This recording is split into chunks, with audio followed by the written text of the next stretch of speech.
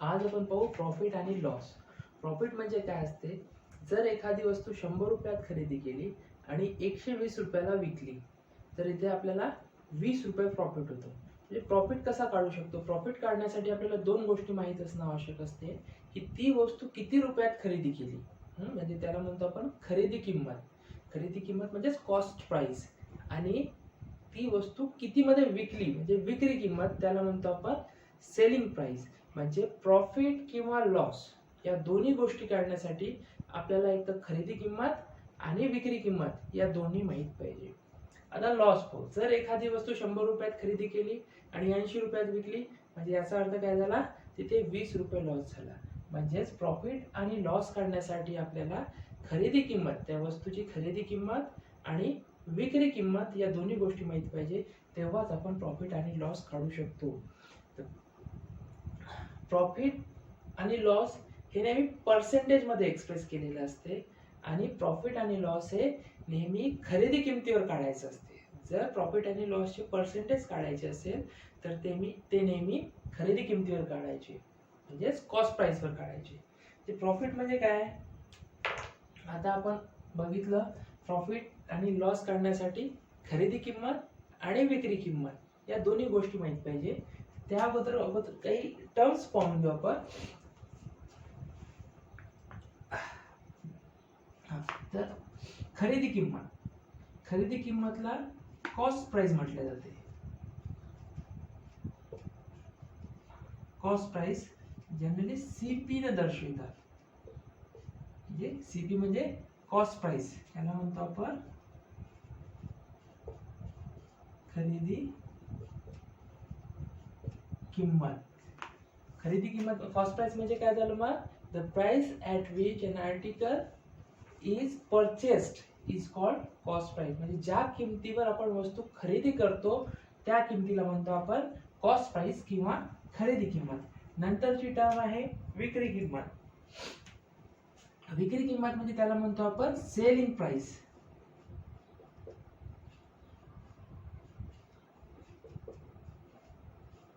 हे आपण एसपी न दाखवतो. एस म्हणजे सेलिंग, पी म्हणजे प्राइस. सेलिंग प्राइस याला म्हणतो आपण विक्री किंमत.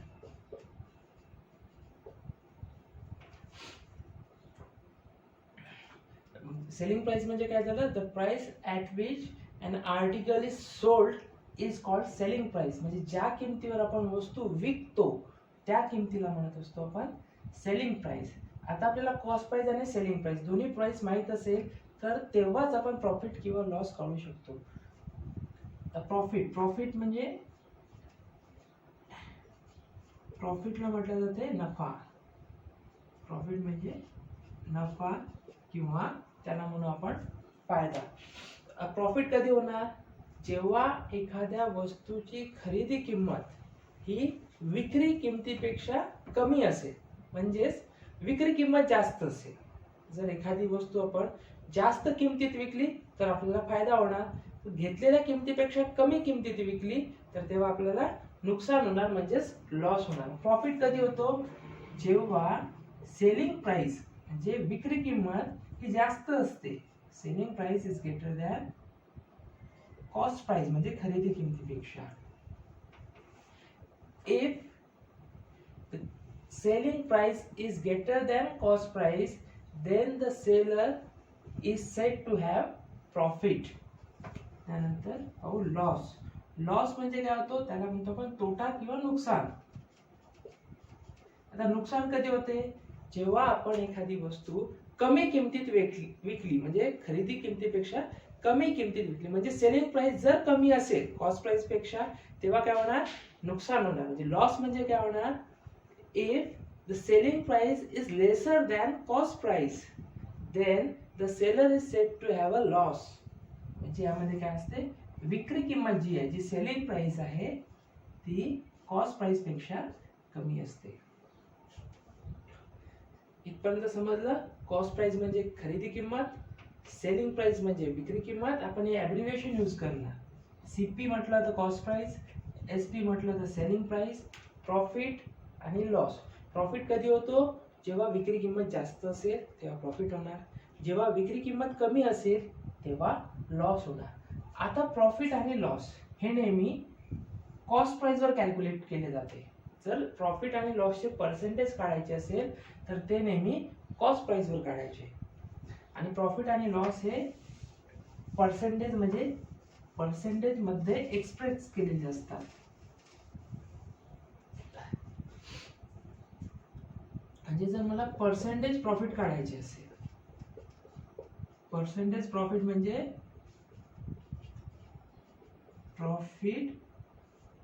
पर्सेंटेज प्रॉफिट हे नेहमी कॉस्ट प्राइस वर काढायचे. म्हणजे डिवाइड बाय सीपी, म्हणजे सीपी म्हणजे कॉस्ट प्राइस गुणिले 100.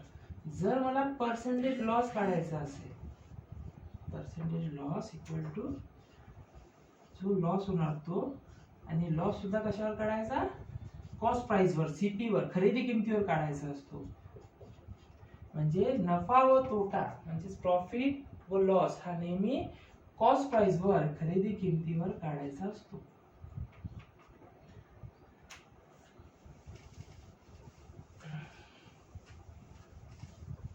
त्यानंतर काही फॉर्म्युलेज.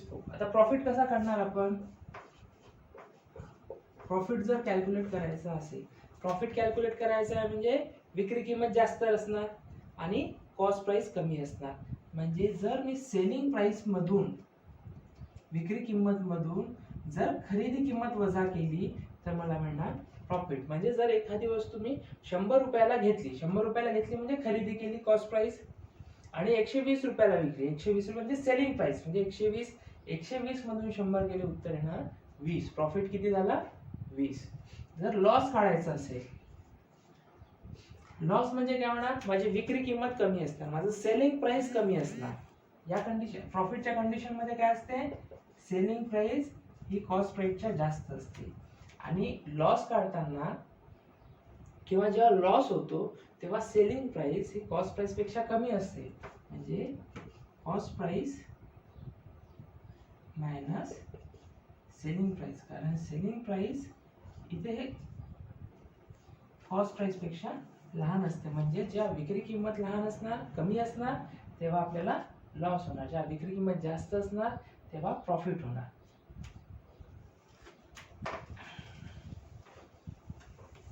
आता सेलिंग प्राइस आणि कॉस्ट प्राइस यांचं रिलेशन पाहू. जर गणितात प्रॉफिट दिलेला असेल किंवा ज्या कंडिशन मध्ये selling price is greater than cost price, म्हणजे जेव्हा विक्री किंमत ही कॉस्ट प्राइस पेक्षा जास्त असते, खरेदी किमतीपेक्षा जास्त असते, तेव्हा आपल्याला काय होतो, तेव्हा आपल्याला मिळते प्रॉफिट. जर विक्री किंमत जास्त असेल तर तेव्हा आपल्याला प्रॉफिट मिळणार. तर प्रॉफिट मिळणार तर सेलिंग प्राइस कसं कॅल्क्युलेट करू शकतो आपण, जर गणितात प्रॉफिट दिलं असेल तर सेलिंग प्राइस हे कॉस्ट प्राइस पेक्षा जास्त असणार, म्हणजे 100 प्लस प्रॉफिट हे पर्सेंटेज मध्ये दिलेलं असते ना, प्रॉफिट पर्सेंटेज डिवाइड बाय 100 गुणिले कॉस्ट प्राइस. या फॉर्म्युल्यानं आपल्याला सेलिंग प्राइस काढता येईल. किंवा जर लॉस झाला असेल म्हणजेच काय असते, सेलिंग प्राइस ही कॉस्ट प्राइस पेक्षा लहान असते, जे विक्री किंमत हे कमी असणार. विक्री किंमत कमी असेल तर काय होतं, आपल्याला लॉस होतो. आणि जेव्हा लॉस होतो म्हणजे काय असणार, सेलिंग प्राइस कमी असणार, म्हणजे एसपी कमी आहे म्हणजे 100 minus loss percent divide by 100 into cost price.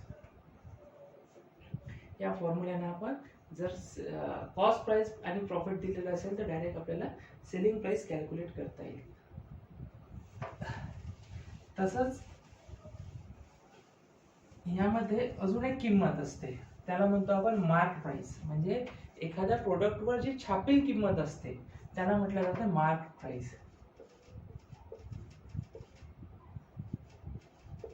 Mark price म्हणतात किंवा लिस्ट प्राइस सुद्धा म्हटलं जाते त्याला, किंवा जे लेबल चिटकवलं असेल तर त्याला लेबल प्राइस सुद्धा म्हणतात. या सगळ्यांचा अर्थ काय होतो, त्या प्रोडक्टवर जी किंमत छापलेली आहे, छापील किंमत असा याचा अर्थ होतो.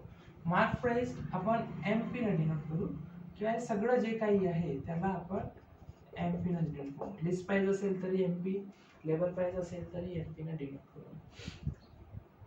जेव्हा मार्क प्राइस असते तेव्हा एक नवीन टर्म येते आपल्या लक्षात, डिस्काउंट. कारण मार्क प्राइस वर डिस्काउंट देऊन ती वस्तू विकल्या जाते. रिटेलर काय करतो, जी छापील किंमत आहे त्याच्यावर डिस्काउंट देतो आणि तो कस्टमरला विकतो. डिस्काउंट देतो म्हणजे काय, आणि जी मार्क प्राइस आहे त्याच्यात काहीतरी व्हॅल्यू कमी करतो, कितीतरी टक्क्यांना ती व्हॅल्यू कमी केली जाते आणि विकतो. म्हणजे डिस्काउंट हे नेहमी कशावर कॅल्क्युलेट करणार आपण, मार्क प्राइसवर. जसं प्रॉफिट आणि लॉस हे खरेदी किमतीवर कॅल्क्युलेट केले जाते, म्हणजे कॉस्ट प्राइसवर कॅल्क्युलेट केले जाते, तर डिस्काउंट हे नेहमी मार्क प्राइसवर कॅल्क्युलेट करायचं असते. मार्क प्राइस म्हणजे काय झालं, रिडक्शन. मार्क प्राइस म्हणजे जी किंमत छापील असते, छापून असते वस्तूवर, त्याला मार्क प्राइस म्हणतो. आणि डिस्काउंट म्हणजे छापील किमतीवर दिलेली सूट, reduction in value on mark price. Discount हे नेहमी मार्क प्राइस वर कॅल्क्युलेट करायचं असते. आणि जर डिस्काउंट कसं काढणार, mark price minus selling price. किंवा असं म्हणता येईल, जर आपण मार्क प्राइस वर डिस्काउंट दिलं तर आपल्याला काय मिळते, सेलिंग प्राइस. मार्क प्राइस मधून जर डिस्काउंट मायनस केलं तर आपल्याला मिळणार सेलिंग प्राइस. डिस्काउंटला डी ने इंडिकेट करू. अशा पद्धतीने आपल्याला सेलिंग प्राइस, जर मार्क प्राइस आणि डिस्काउंट दिलं असेल तर सेलिंग प्राइस सुद्धा काढता येईल. आणि डिस्काउंट जर पर्सेंटेज मध्ये काढायचं असेल तर ते नेहमी मार्क प्राइस वर कॅल्क्युलेट करायचं. पर्सेंटेज डिस्काउंट जर काढायचं असेल तर किती रुपयाचं डिस्काउंट मिळालं ते भागीला मार्क प्राइस गुणिले 100. अशा पद्धतीने पर्सेंटेज डिस्काउंट आपल्याला काढता येईल. तर हे झाले फॉर्म्युले related to profit and loss. पुन्हा म्हणजे आता आपण काय शिकलो, जर कॉस्ट प्राइस मध्ये प्रॉफिट झाला किंवा लॉस झाला तर आपल्याला काय मिळणार, सेलिंग प्राइस. प्रॉफिट होत असेल तर सेलिंग प्राइस जास्त असणार, लॉस होत असेल तर सेलिंग प्राइस कमी असणार. आणि ज्या मार्क प्राइस असते, छापील किंमत असते, छापील किमतीवर डिस्काउंट दिलं तर काय मिळणार आपल्याला, सेलिंग प्राइस. म्हणजे कॉस्ट प्राइस, सेलिंग प्राइस आणि मार्क प्राइस या तीन प्राइस आणि प्रॉफिट, लॉस आणि डिस्काउंट या टर्मचा आपल्याला सगळ्यांचा अभ्यास करायचा आहे. फक्त त्याचं को रिलेशन लक्षात ठेवायचं. जर प्रॉफिट होत असेल तर सेलिंग प्राइस जास्त राहणार. जरी फॉर्म्युले नाही आठवले तरी आपण कन्सेप्ट जर समजला तर आपल्याला सगळे प्रॉब्लेम सॉल्व्ह करता येणार. जर प्रॉफिट होत असेल तर सेलिंग प्राइस जास्त राहणार, लॉस होत असेल सेलिंग प्राइस कमी राहणार.